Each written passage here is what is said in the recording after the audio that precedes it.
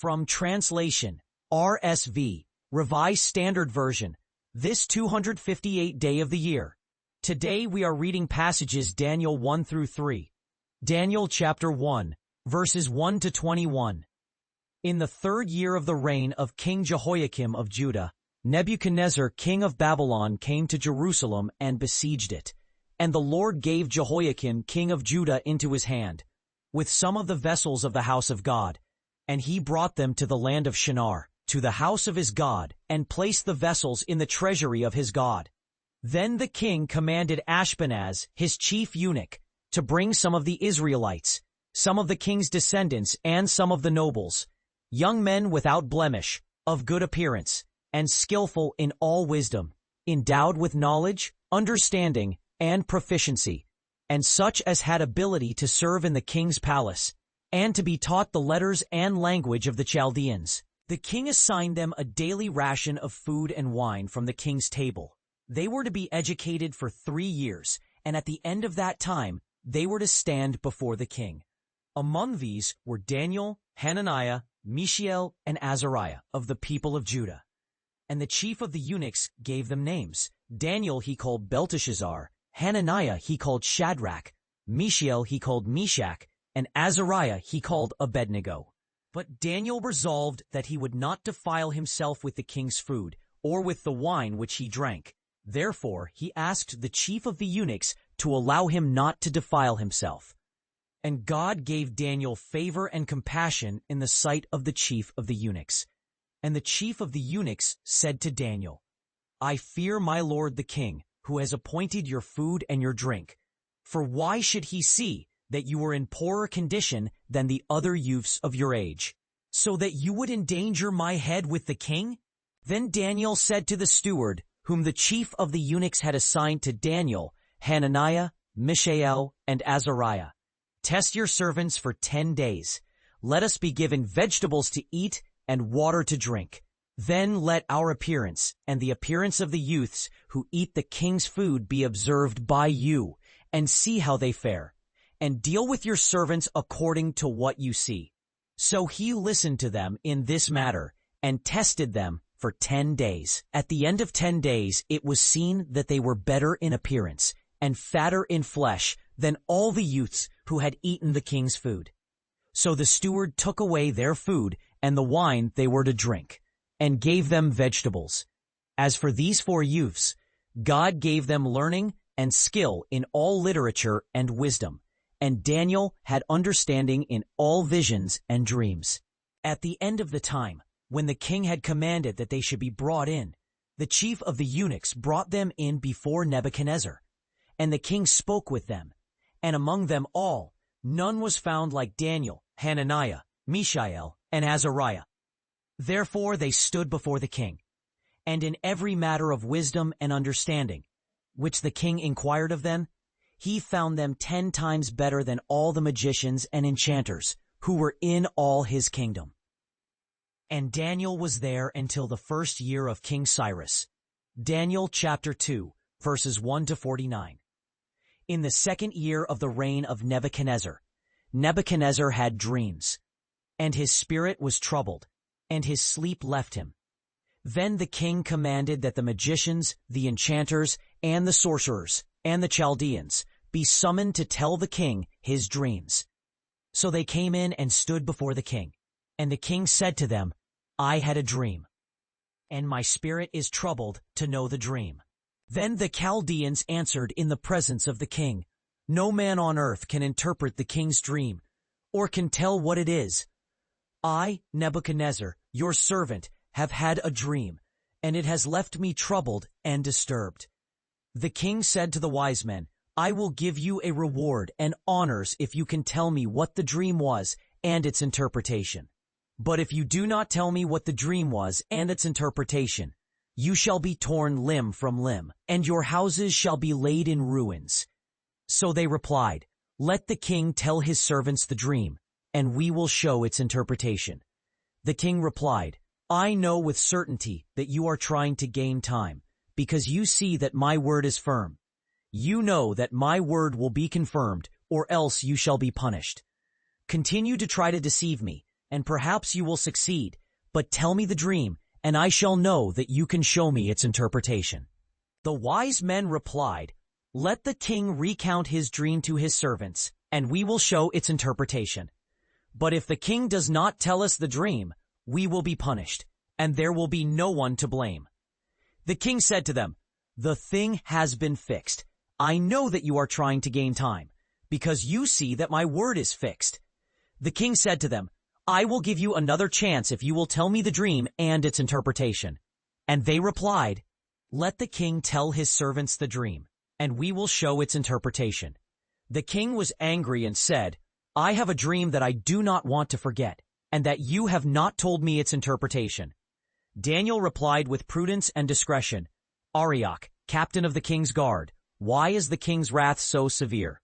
He explained it to Arioch, the captain of the king's guard, why the king's wrath was so severe. And Daniel went in and requested of the king an appointment, that he might show the interpretation to the king.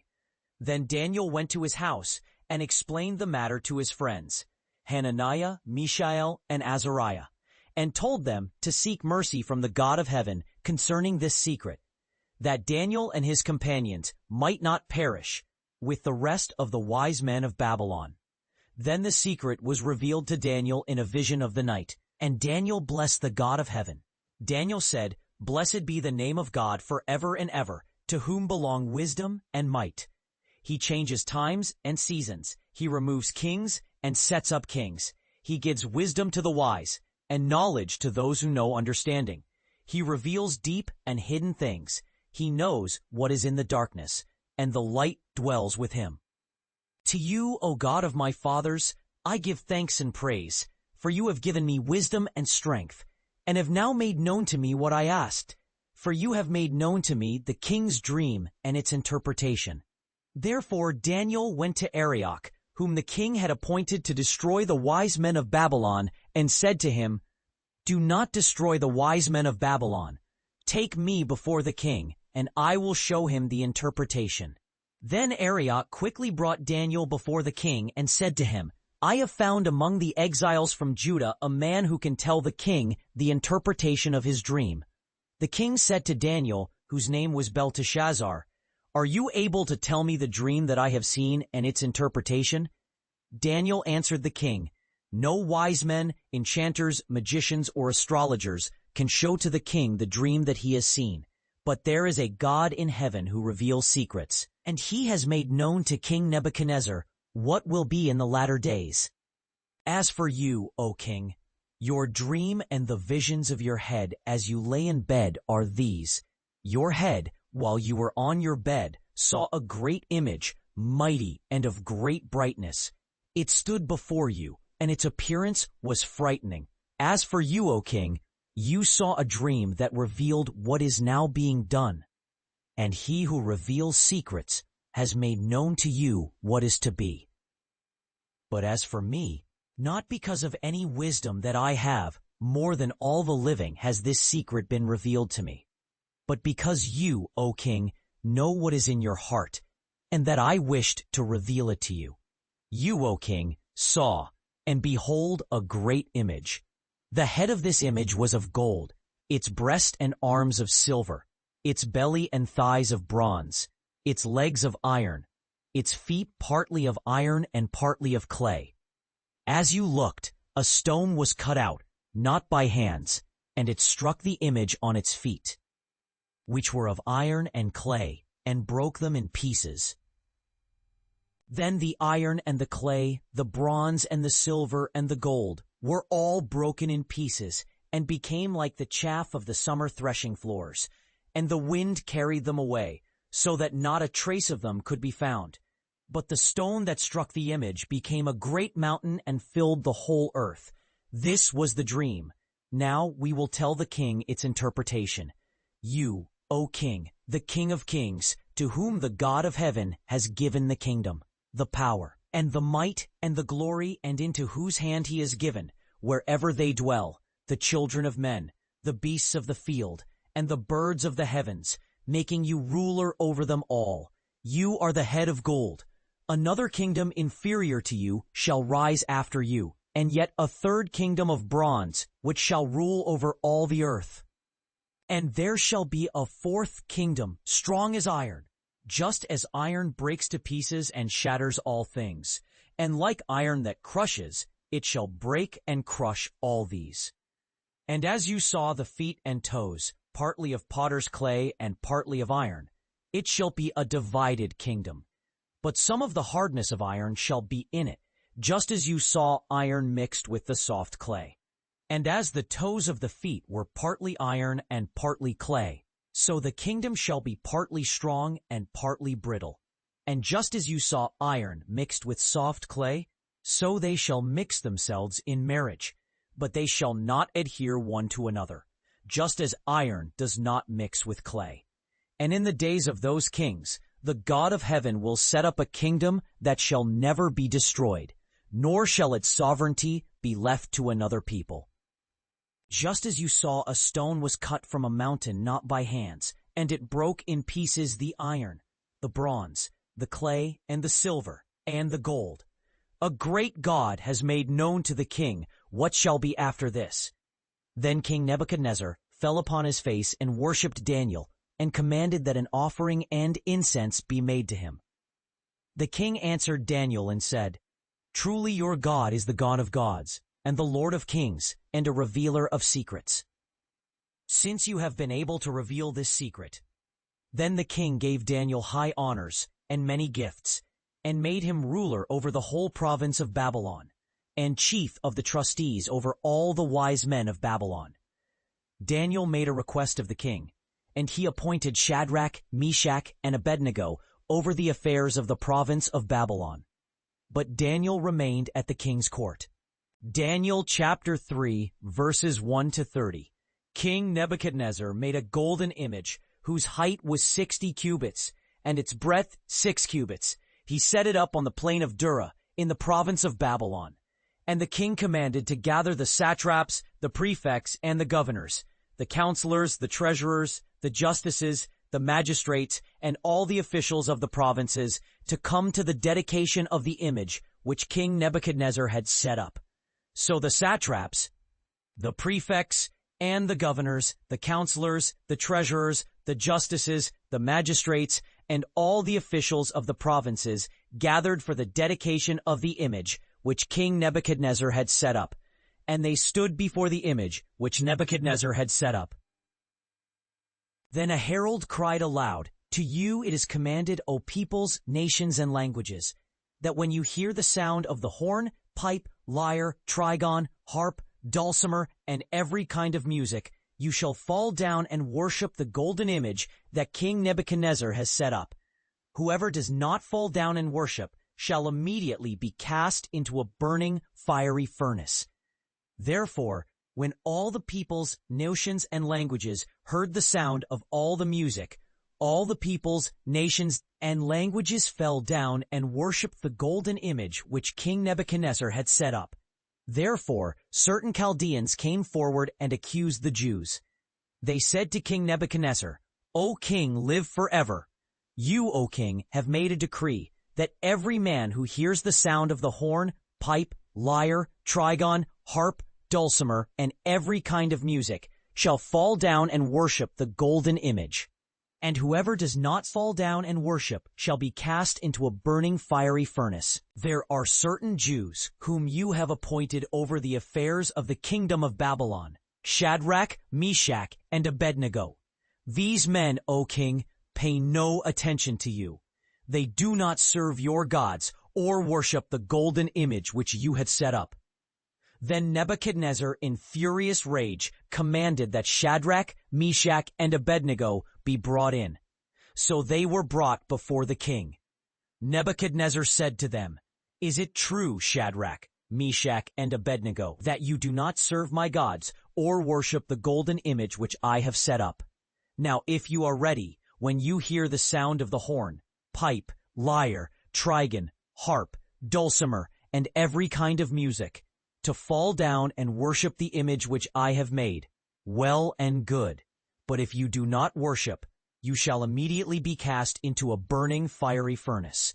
And who is the God that will deliver you out of my hands?" Shadrach, Meshach, and Abednego answered the king, "O Nebuchadnezzar, we have no need to answer you in this matter. If we are thrown into the burning fiery furnace, then our God, whom we serve, is able to deliver us from the burning fiery furnace, and he will deliver us out of your hand, O king. But if not, be it known to you, O king, that we will not serve your gods or worship the golden image which you have set up." Then Nebuchadnezzar was filled with wrath, and his countenance was changed against Shadrach, Meshach, and Abednego. He ordered the furnace heated 7 times more than it was usually heated. And he ordered certain mighty men of his army to bind Shadrach, Meshach, and Abednego, and to cast them into the burning fiery furnace. Then these men were bound in their garments, their tunics, their robes, and their other garments, and were cast into the midst of the burning fiery furnace. Because the king's order was urgent and the furnace overheated, the flame of the fire killed the men who had lifted up Shadrach, Meshach, and Abednego. And these 3 men, Shadrach, Meshach, and Abednego, fell bound into the burning fiery furnace. Then King Nebuchadnezzar was astonished and rose up in haste. He said to his counselors, "Did not we cast 3 men bound into the fire?" They answered, "True, O king." He answered, "But I see 4 men unbound, walking in the midst of the fire, and they are not hurt, and the appearance of the 4th is like a son of the gods." Then Nebuchadnezzar came near to the door of the burning fiery furnace. He spoke and said, "Shadrach, Meshach, and Abednego, servants of the Most High God, come out and come here." Then Shadrach, Meshach, and Abednego came out from the midst of the fire. And the satraps, the prefects, and the governors, and the king's counselors gathered together and saw that the fire had not had any power over the bodies of those men. The hair of their heads was not singed, their garments were not harmed, and not even the smell of fire had passed on them. Nebuchadnezzar said, "Blessed be the God of Shadrach, Meshach, and Abednego, who has sent his angel and delivered his servants who trusted in him and defied the king's command, and yielded up their bodies rather than serve and worship any god except their own God. Therefore I make a decree. Any man who does not worship the God of Shadrach, Meshach, and Abednego shall be cast into a burning fiery furnace." Then the king promoted Shadrach, Meshach, and Abednego in the province of Babylon.